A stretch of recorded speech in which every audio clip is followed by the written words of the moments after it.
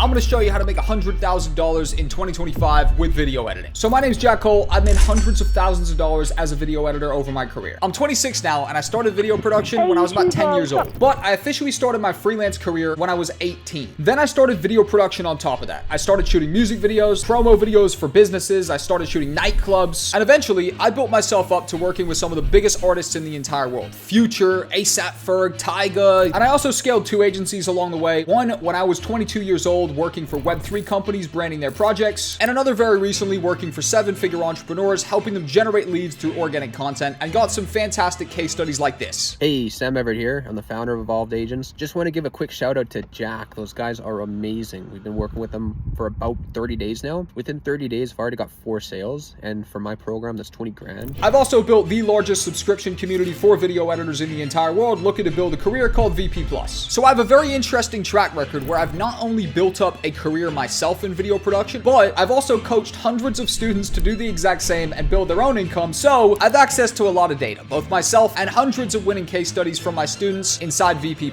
In this video, I'm going to give you 5 checkpoints that every video editor goes through in order to get to the coveted $100,000. Stage number 1 is you start as a video editor with minimal or no demand. This is the hardest stage. This is kind of the breakout stage. You really need to build up your skills in order to sell your video editing services. You are not doing some bullshit drop shipping hustle. You are selling the service of video editing, which means the better you are at creating videos, the easier it's going to be to attract clients, and the easier you're going to be able to sell that service. You do have to be a good video editor. You don't have to be a great video editor, but you do have to be a good video editor. I would suggest building your skills with practice projects, real live practice projects, rather than bullshit tutorials. Don't get caught up doing tutorial after tutorial. Find as close to a live project as you possibly can, whether that be ripping a podcast and doing live short form, or whether that be finding, really low edited YouTube videos and making your own better version of it. Get as close as you can to a real live client experience so you can kind of learn on the job. Bonus points if you want to offer your services for free, that can also work as well. You're absolutely going to land stepping stone clients in the early days. It's very rare that your first client is going to be paying you what your 9th, 10th, 15th client is going to pay you, which means you're going to go through kind of like a growing pains phase where you're not working for exactly what you'd want money-wise, but you absolutely are still getting valuable experience. One of the most tangible pieces of value you can gather in this experience building, demand building phase is testimonials, case studies, and at the very least, good samples, quality samples of your work. This is what I call career value versus monetary value. You're not going to be getting crazy money for your first few clients.